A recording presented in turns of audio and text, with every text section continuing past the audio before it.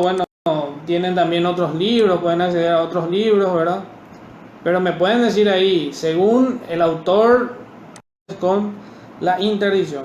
En una de las clases que yo estuve participando, les había dicho que de la capacidad íbamos a hablar muchísimo. Y bueno, hoy vamos a ver otro de los capítulos que tiene relación con la capacidad, ¿verdad? Que es la interdicción y la inhabilitación.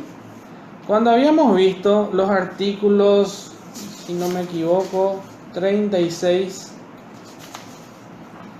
perdón, 37 y 38, habíamos visto que son absolutamente incapaces de hecho los enfermos mentales y que tienen incapacidad de hecho relativa los inhabilitados judicialmente. Yo les había dicho en ese momento que los enfermos mentales pueden ser cualquier persona que esté enferma, cualquier persona que tenga un problema. Yo les puedo asegurar que cualquiera de nosotros puede tener una enfermedad mental, pero eso no significa que un juez haya dicho que nosotros no podemos gobernar a nuestra persona y que no podemos disponer de nuestros bienes. Eso es totalmente distinto.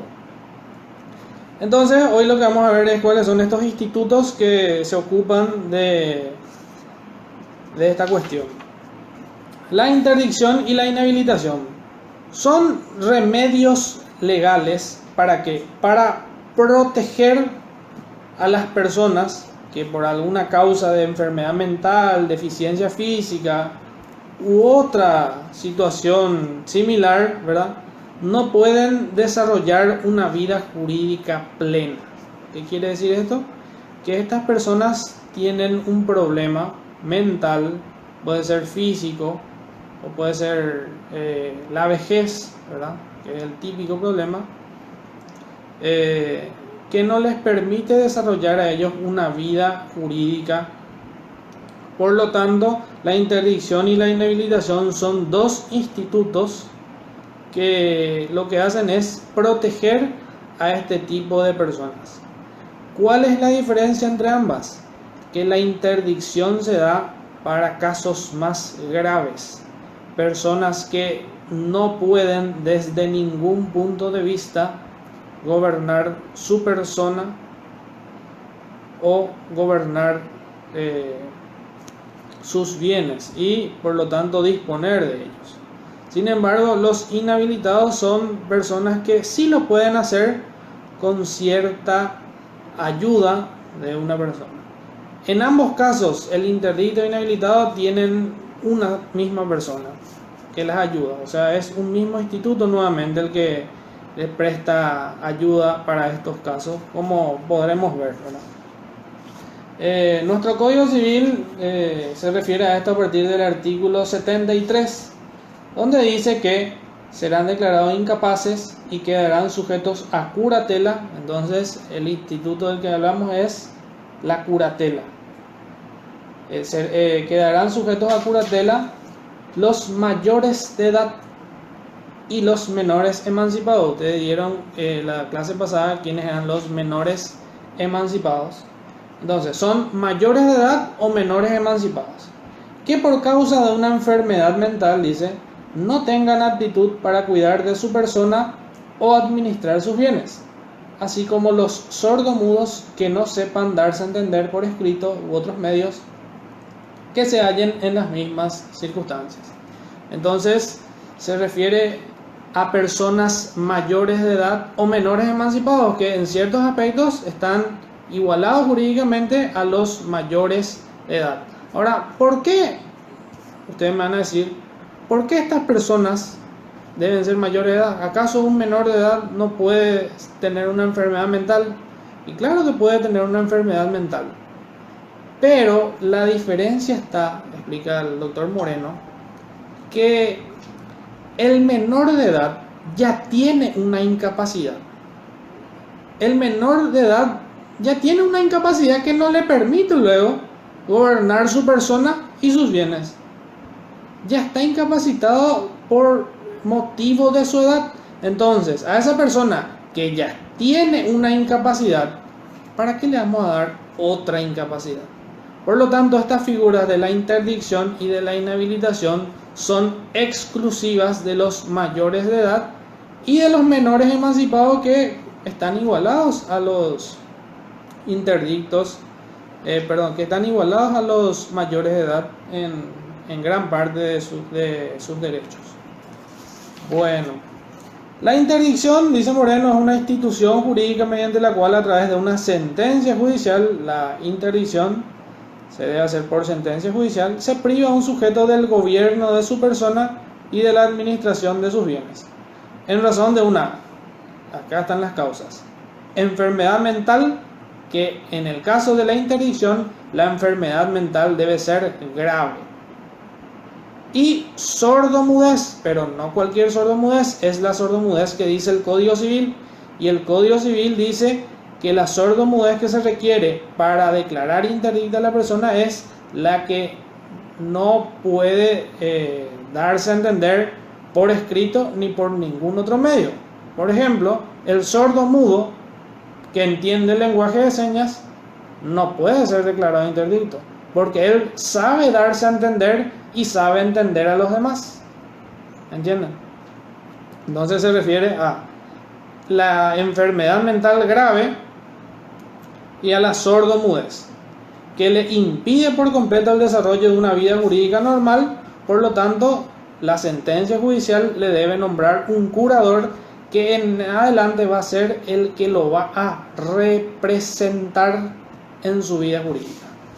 El curador del interdicto entonces lo representa. ¿Cuál es el fin de esta interdicción?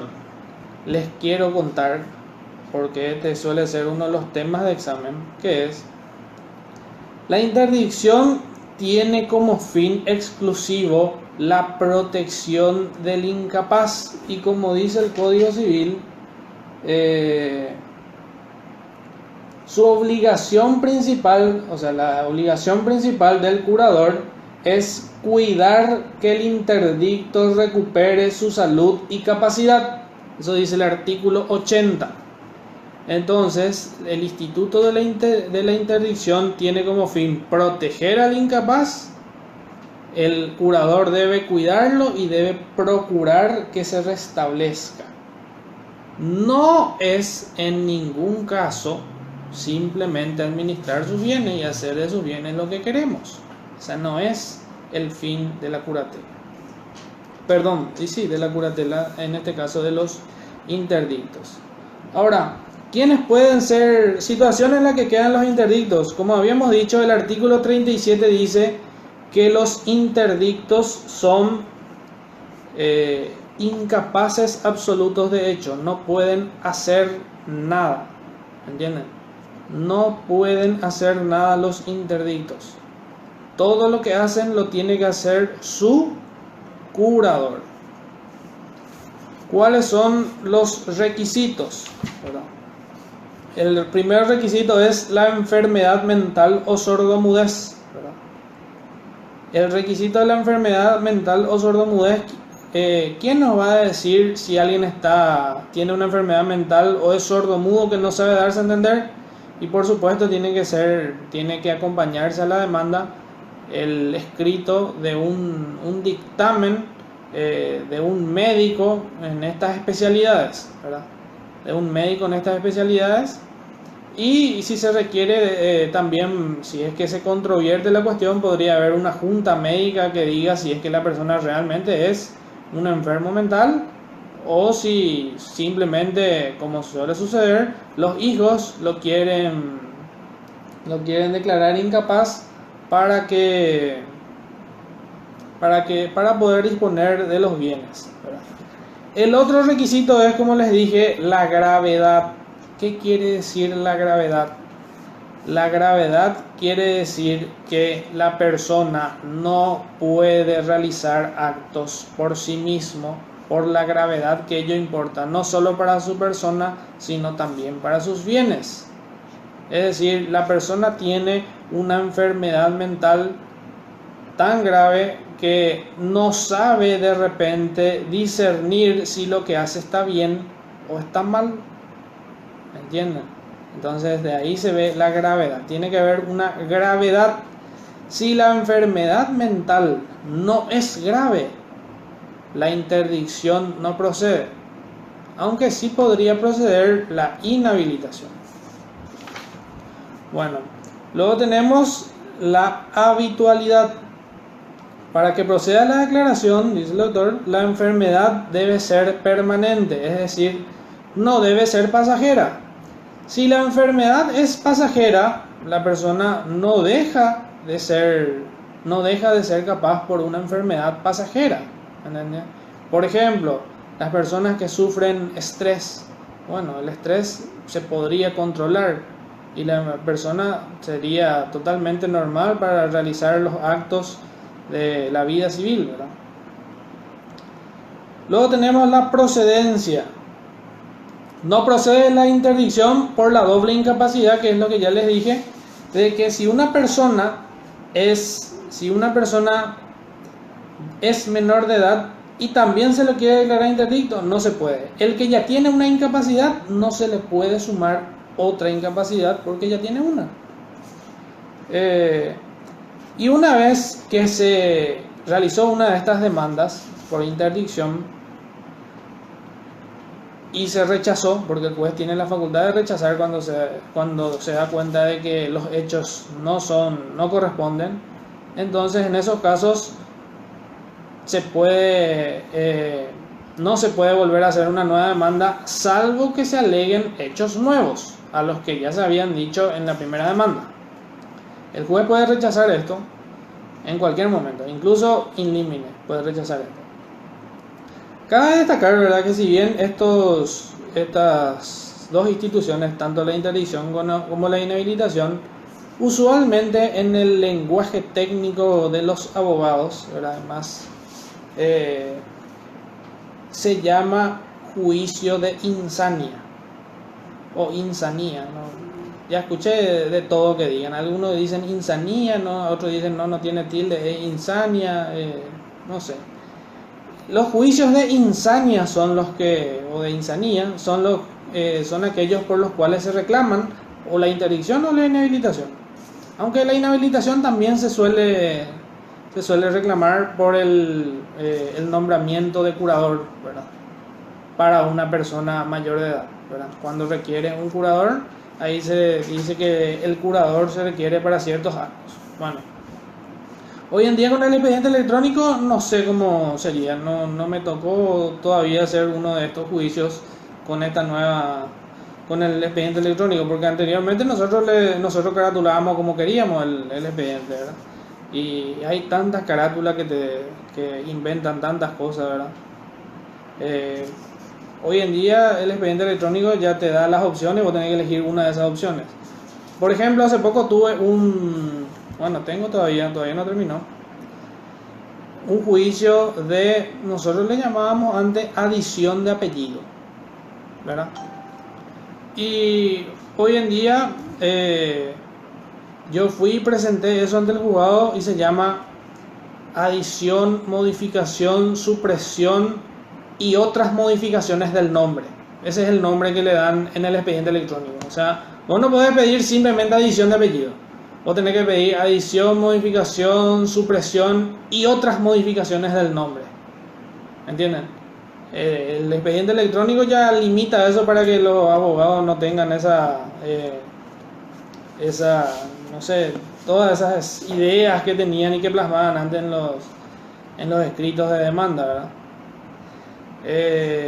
Bueno, el procedimiento. Primero que nada, el artículo 74 tenemos que ver, dice: la interdicción podrá ser solicitada por el cónyuge que no esté separado de hecho ni divorciado. Entonces, el cónyuge. Por el cónyuge inocente.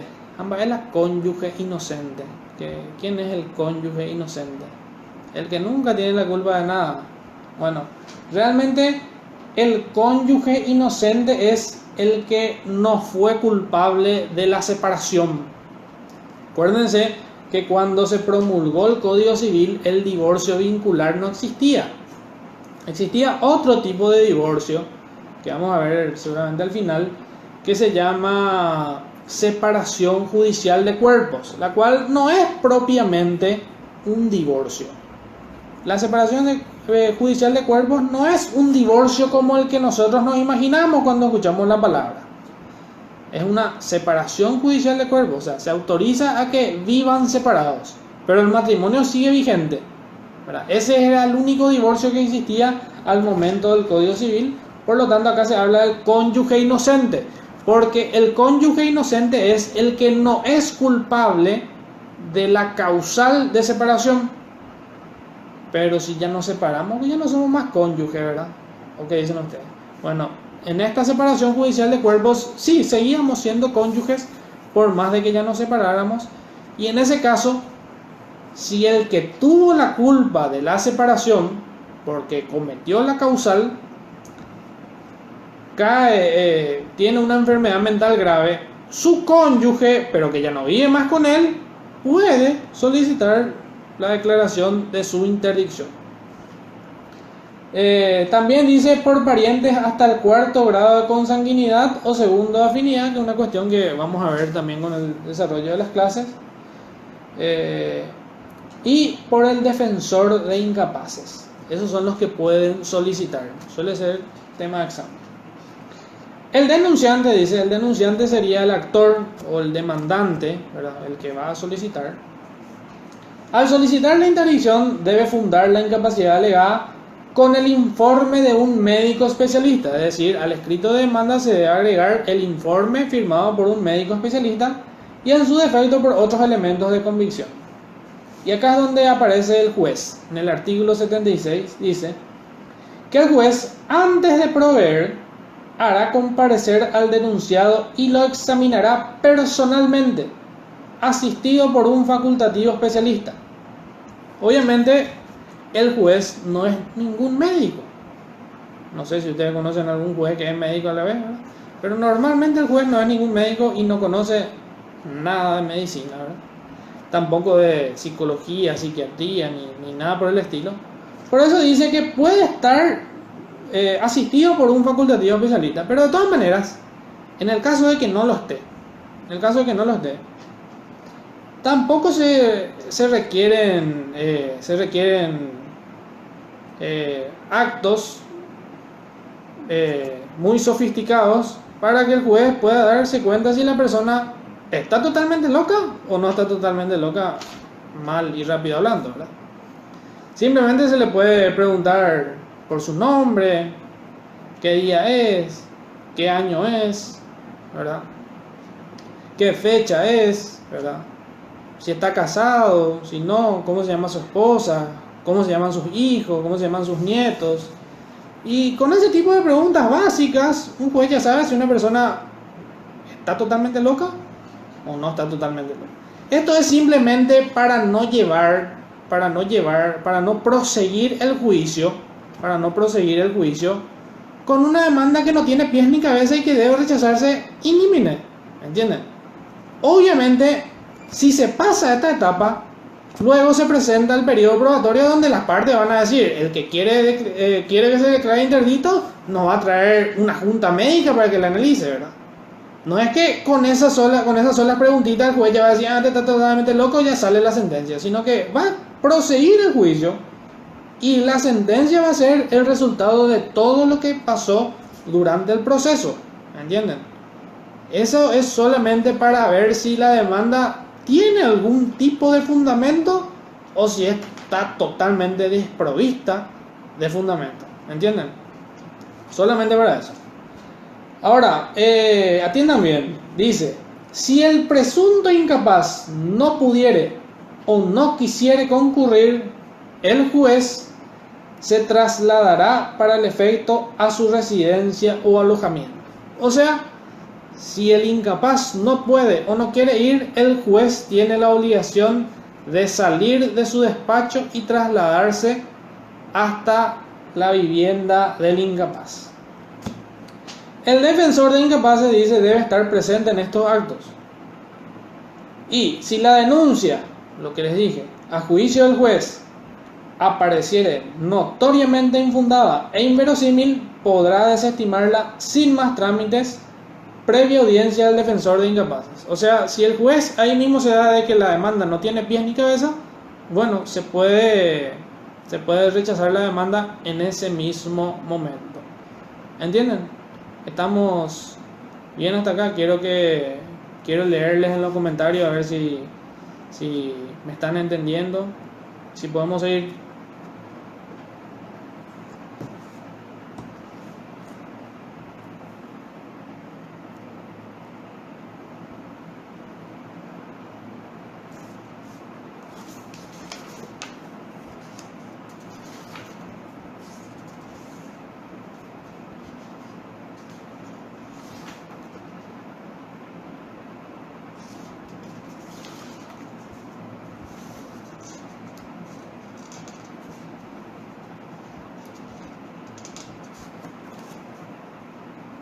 Bueno, seguimos.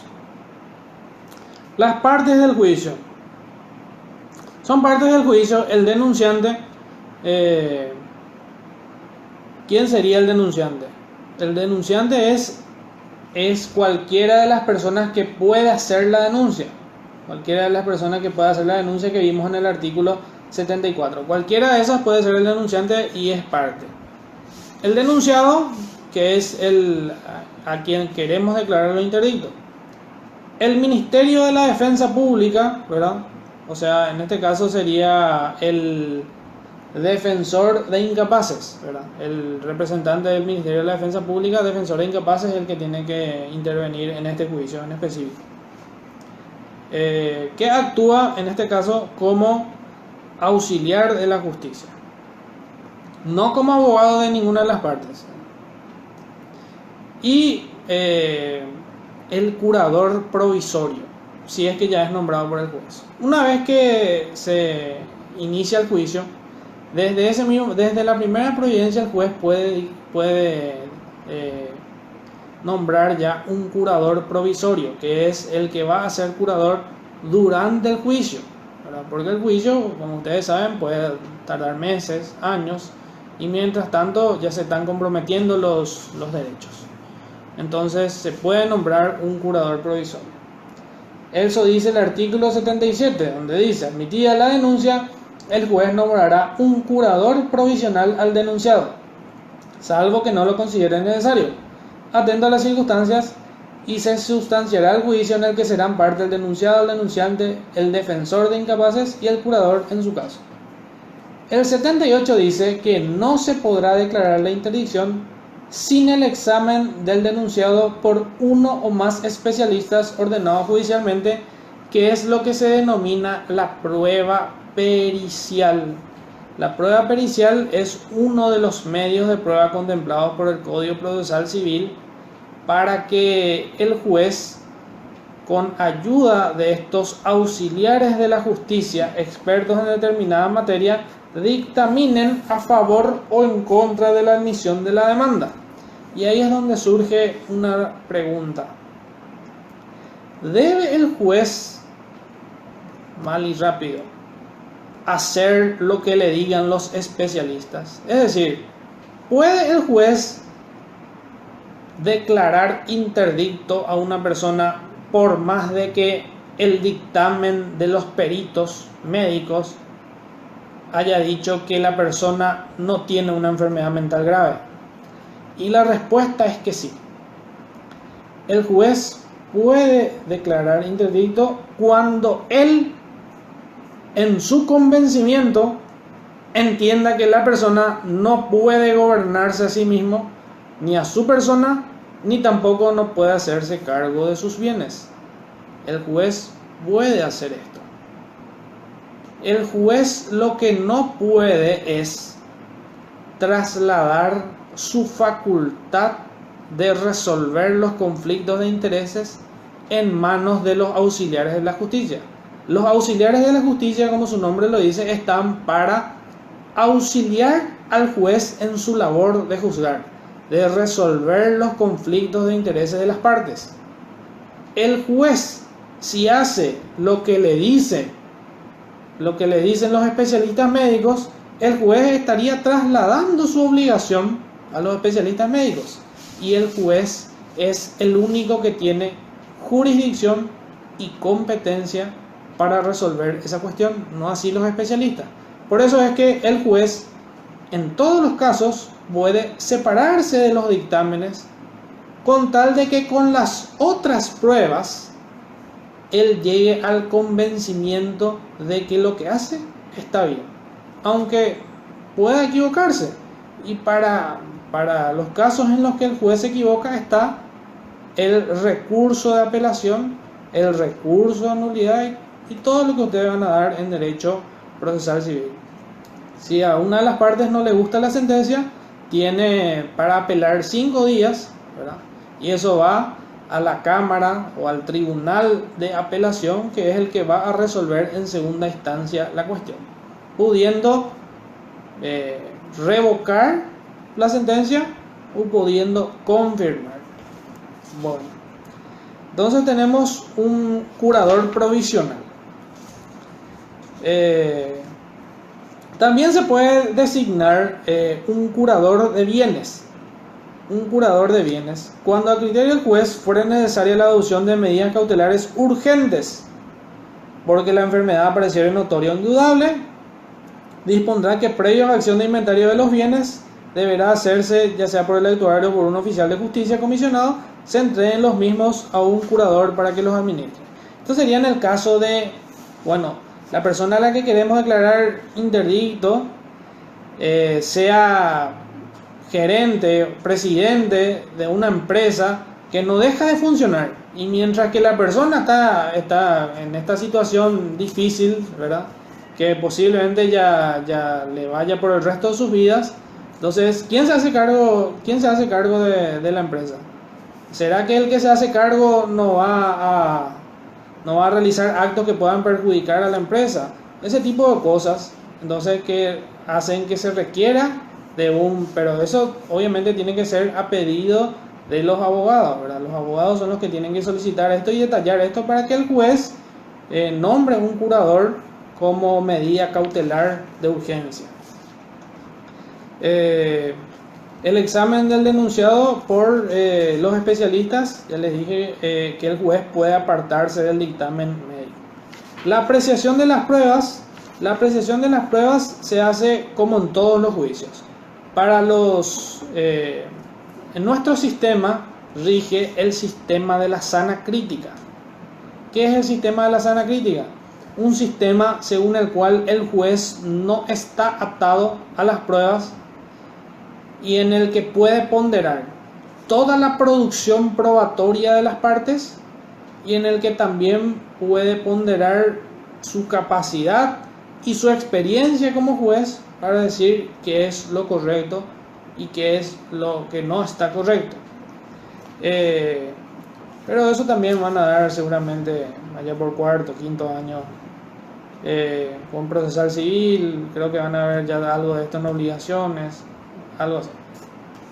Bueno, luego tenemos la sentencia, ¿verdad? La sentencia es el fin del proceso, ¿verdad?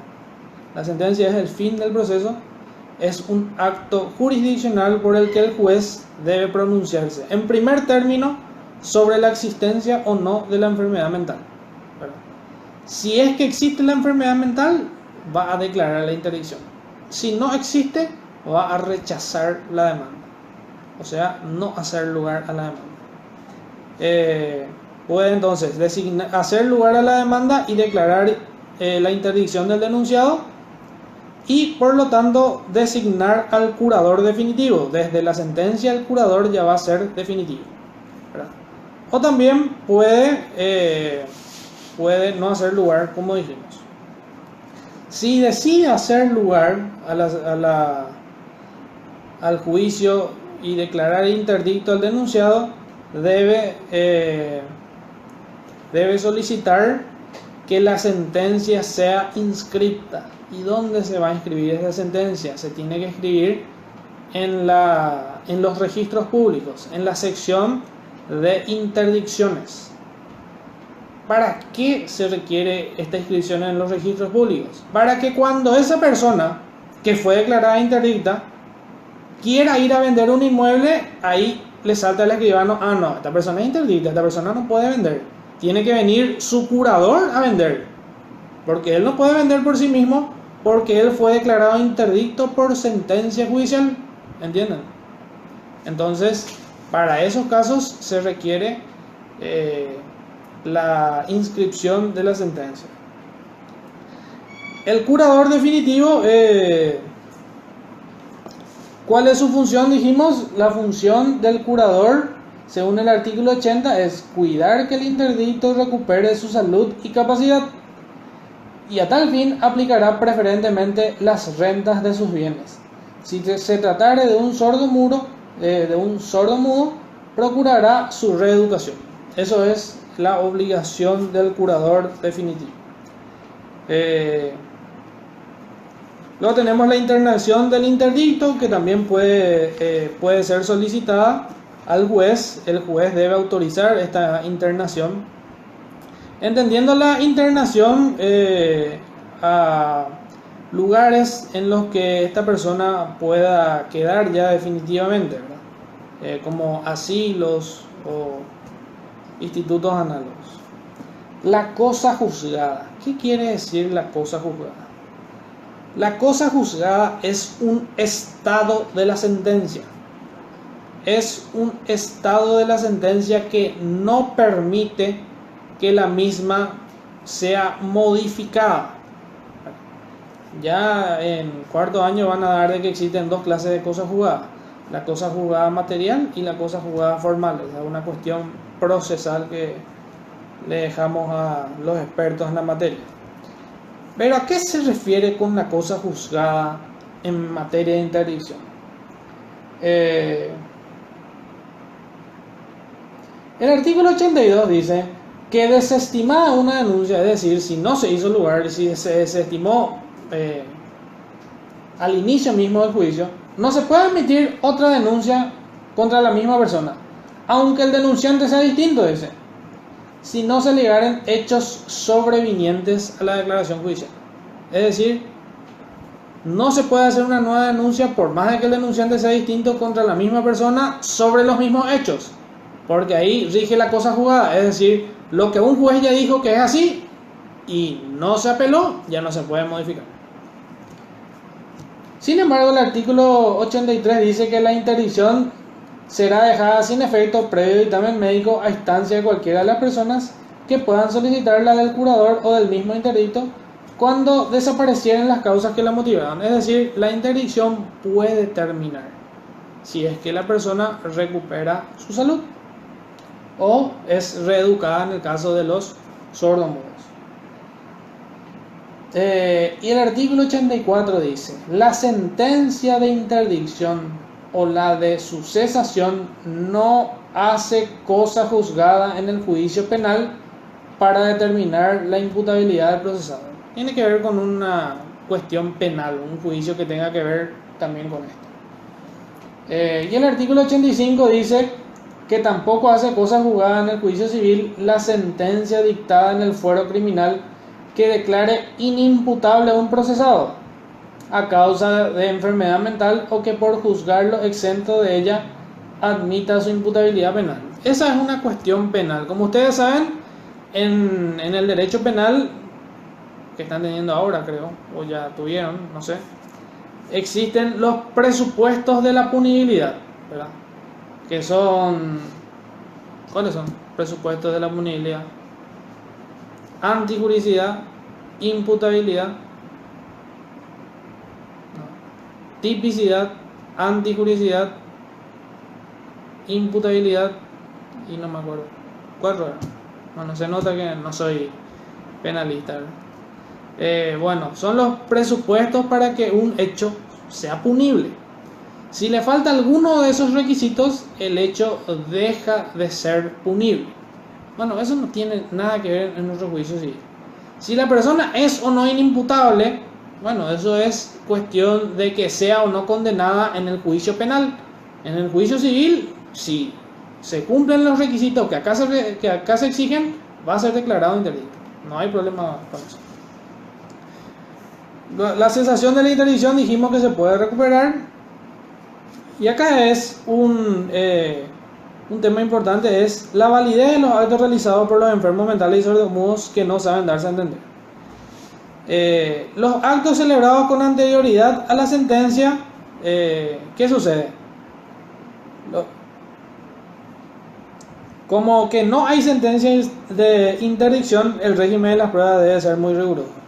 Si una persona es declarada interdicta y nosotros queremos anular los actos que ya celebró antes de eso, nosotros tenemos que solicitar la nulidad de esos actos y probar que en ese momento la persona ya estaba con enfermedad mental. Ahora, ¿cómo vamos a probar eso? Bueno, linda tarea para los abogados que tienen que probar eso. Obviamente los actos posteriores sí ya son completamente nulos, y los actos posteriores a la declaración entonces ya no tienen ninguna validez, ¿verdad? En cuanto a los actos celebrados por un interdicto que haya recobrado la razón, los mismos son anulables, ya no son nulos. Artículo 358, inciso B del Código Civil. Pero eso van a dar seguramente en obligaciones con Bonifacio Ríos, el presidente de la Corte, Martínez Simón y otros. Bueno, el matrimonio. Y acá voy a hacer una pausa para hacer algo con ustedes. Atiendan bien esta parte porque ni yo jamás entendí.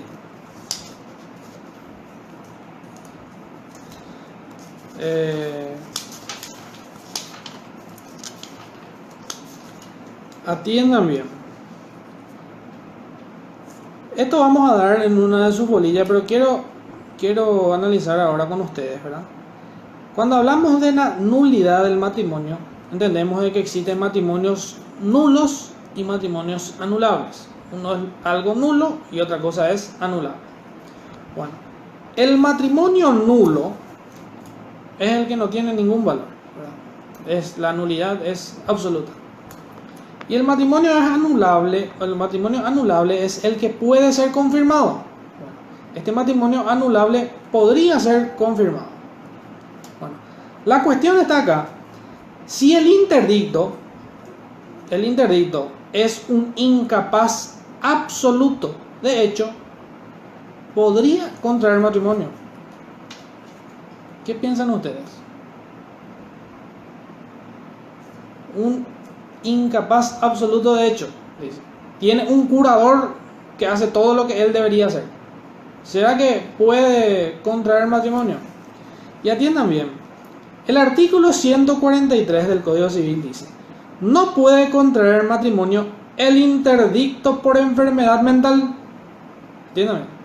El 143 dice que no puede contraer matrimonio el interdicto por enfermedad mental. Pero el 181 dice: el matrimonio es anulable, no dice nulo, dice anulable, si fuese celebrado por cualquiera de los esposos con el impedimento del artículo 143. O sea, el matrimonio de un interdicto no es nulo, es solamente anulable. Miren un poco. O sea que el interdicto se puede ir a casarse y no es nulo, es anulable. Yo creo que esas empleadas que se casan con el abuelito, eso parece que saben todo esto. No sé quién les enseña, ¿verdad? Pero yo creo que saben todo esto. No es nulo, es anulable. Y para solicitar la nulidad, tienen que solicitarlo solamente las partes.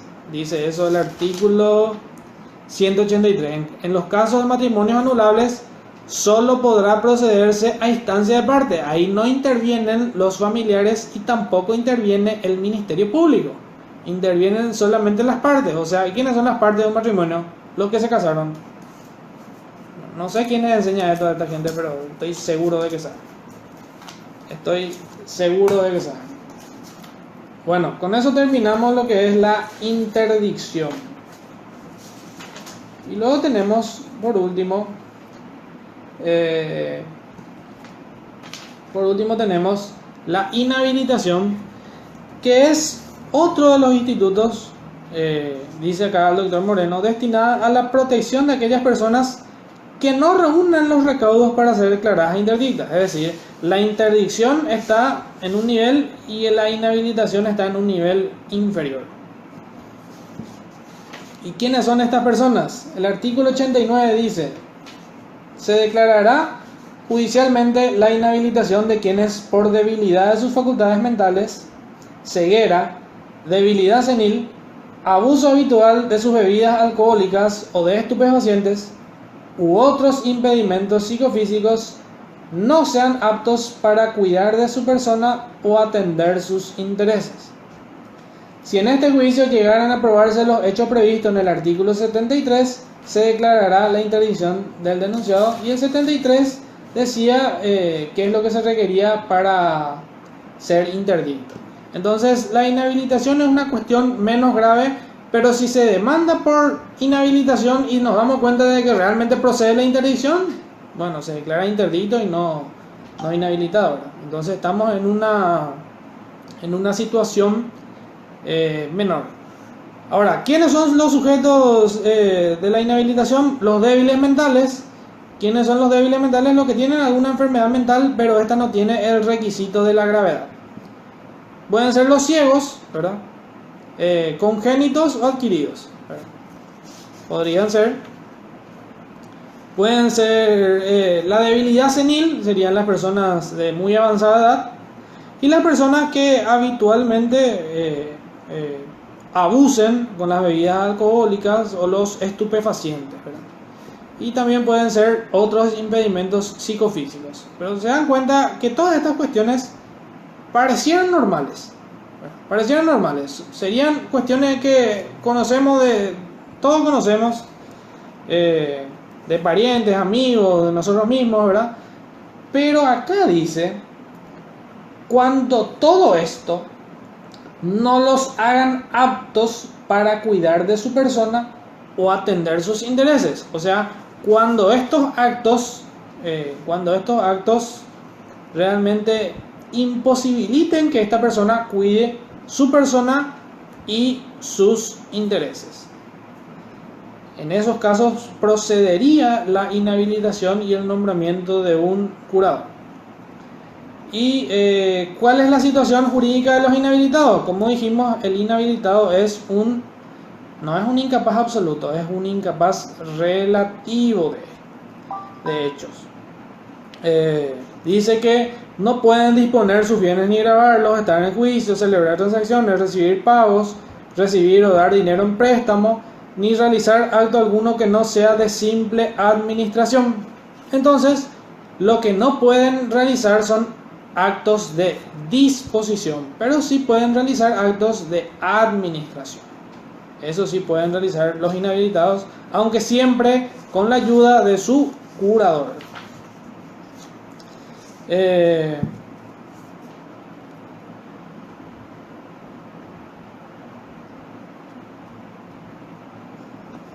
Bueno, el procedimiento para la inhabilitación es el mismo que el de la interdicción. Los que pueden denunciar son los mismos.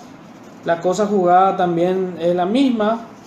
El curador definitivo también es lo mismo que el interdicto.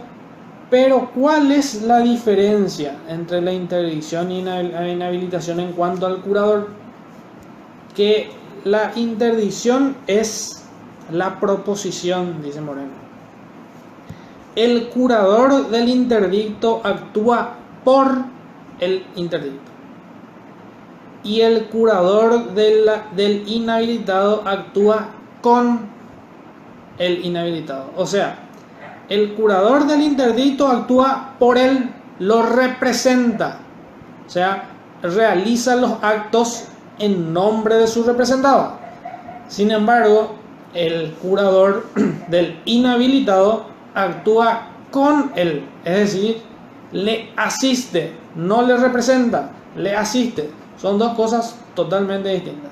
Entonces, si bien el curador aparece tanto en la interdicción como en la inhabilitación, la diferencia está en que en uno actúa como representante y en el otro como asistente. La inscripción en el registro.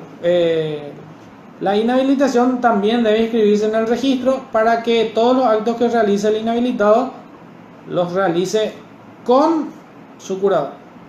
Si no los realiza con su curador, esos actos son de ningún valor. Bueno, por último tenemos la protección y representación de los incapaces de hecho, ¿verdad? La protección, estamos ya en la lección 10, ¿verdad? Cómo se daba en Roma, ¿verdad?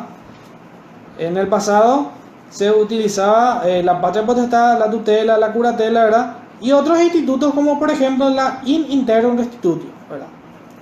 En cuanto a los privilegios de los menores, nuestro código ha recogido las instituciones como la patria potestad, la tutela, todo eso encontramos en el Código Civil y en el Código de la Niñez también, ¿verdad? Pero no encontramos, por ejemplo, la in integrum restitutio, ¿verdad? ¿Qué era la in integrum restitutio, verdad? La in integrum restitutio era... A ver, vamos a ver qué dice.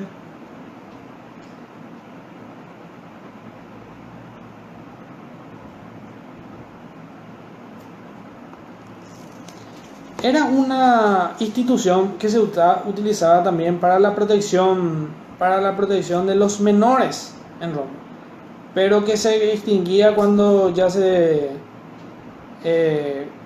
llegaban a la mayoría de edad, ¿verdad? Era una institución que no llegó hasta nuestros días, ¿verdad? Pero siempre suele ser el tema de los exámenes. Luego tenemos la protección y la representación que se dan en casos. Las instituciones vigentes es lo que nos importa. ¿Cuáles son las instituciones que sirven para la tutela y la curatela? Las instituciones públicas de protección, representación y asistencia de los incapaces.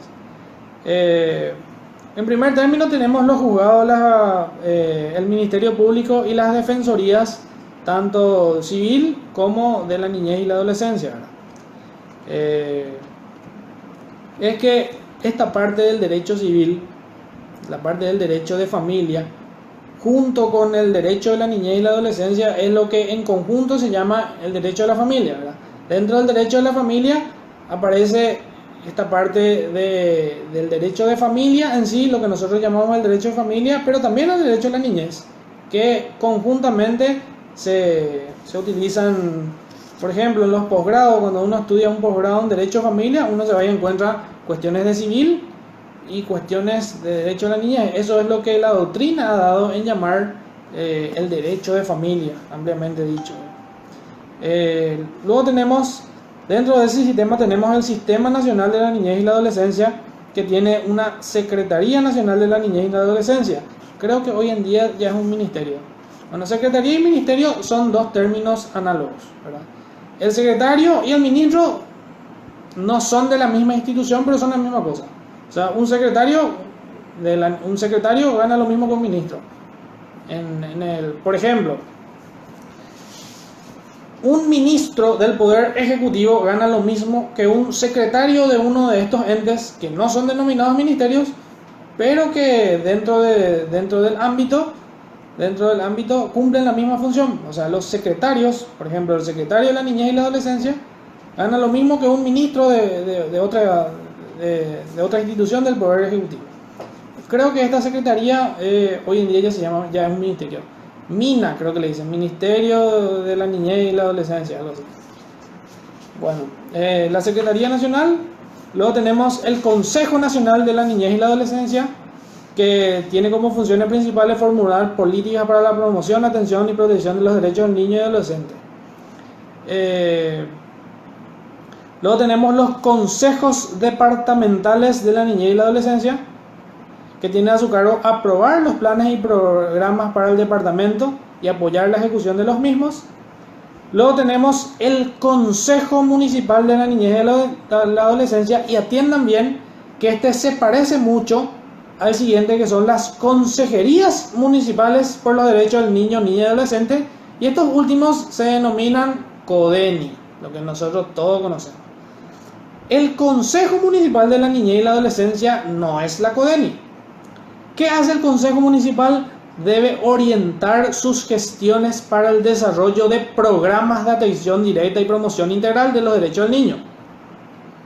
Sin embargo, las CODENI prestan el servicio permanente y gratuito de protección, promoción y defensa de los derechos del niño y adolescente. Tienen como atribuciones, por ejemplo, intervenir preventivamente en caso de amenaza o transgresión de los derechos del niño, niña y adolescente. Lo que no puede hacer el Consejo Municipal, porque esos están a mayor escala. El que tiene contacto en los casos de transgresión a los derechos de la niñez y la adolescencia es la CODENI.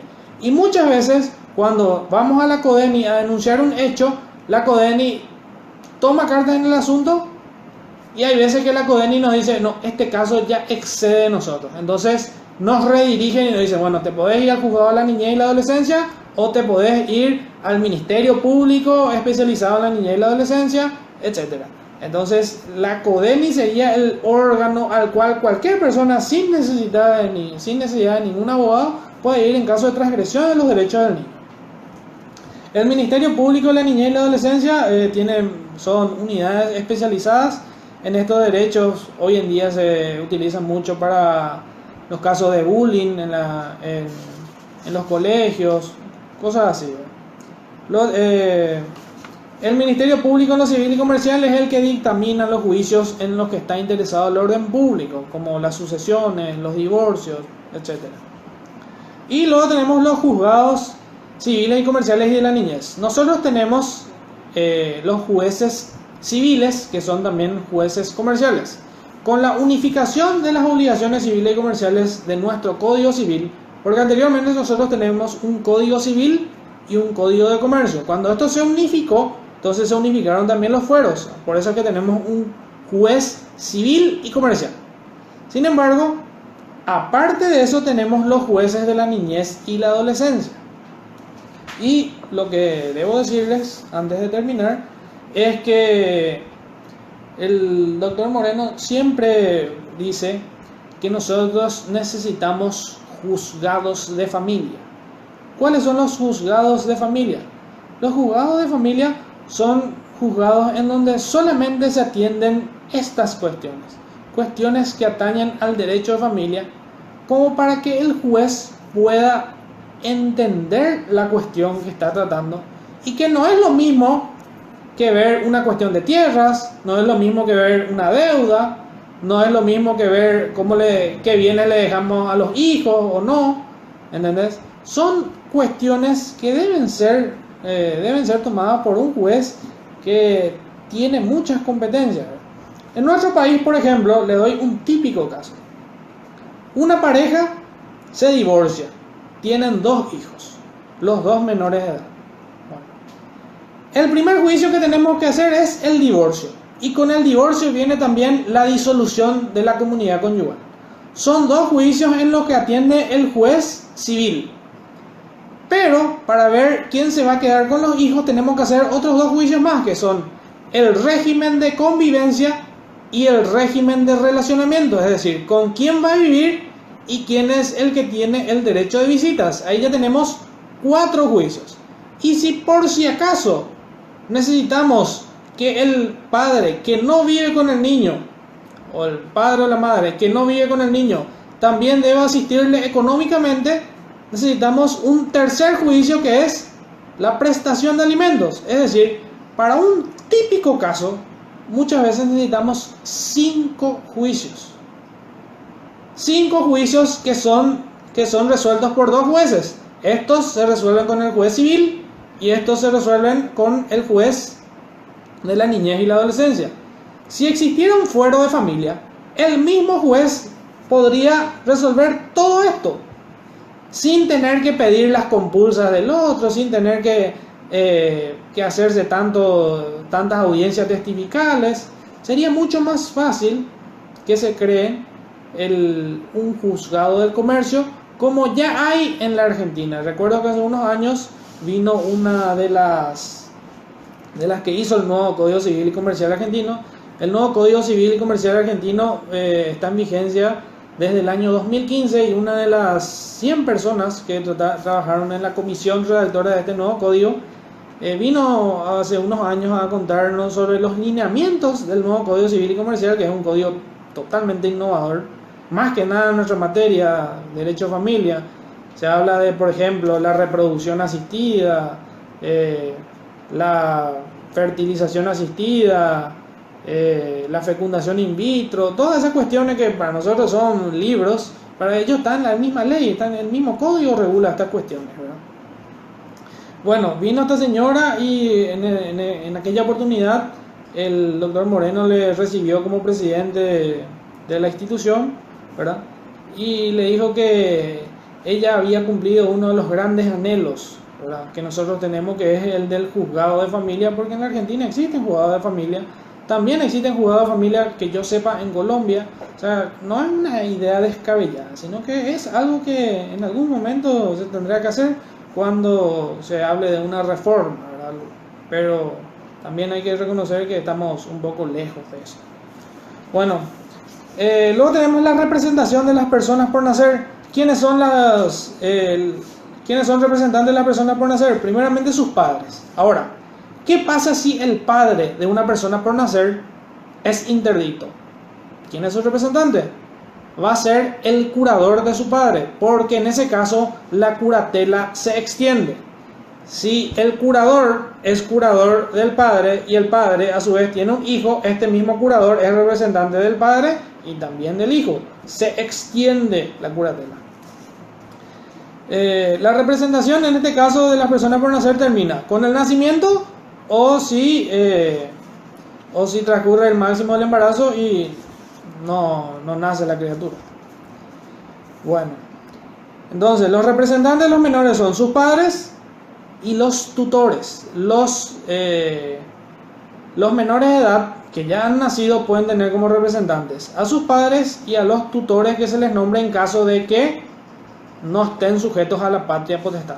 Los tutores son una institución que se les nombra para el caso de que las personas no estén sujetas a la patria potestad. Y la representación de los menores termina ¿cómo? Termina cuando el menor cumple la mayoría de edad, cuando es emancipado o cuando fallece. Bueno, de esa manera estamos finalizando esta primera clase virtual, ¿verdad? Que según como vi es la primera que ustedes tuvieron también. Bueno, espero que también los otros profesores se hagan de tiempo para poder hacer este tipo de clases con ustedes. Por nuestra parte, yo me comprometo con ustedes para el próximo jueves, para pasado mañana, vamos a hacer la clase de la lección 11 y vamos a responder también, o sea, yo voy a responder acá las preguntas de la lección 12. Con eso terminaríamos lo que se llama la primera parte, ¿verdad? Que es lo que normalmente son las lecciones que nosotros hasta donde llegamos para el primer parcial. Luego ya vamos a ver con el profesor si rendimos cuando volvamos, si es que volvemos, ya va a depender del gobierno, o si lo hacemos de manera virtual. Eso es algo que yo no les puedo decir porque yo no soy el que toma las decisiones acá, yo soy un simple colaborador. Entonces, por mi parte es todo y nos vemos entonces el jueves. Hasta luego.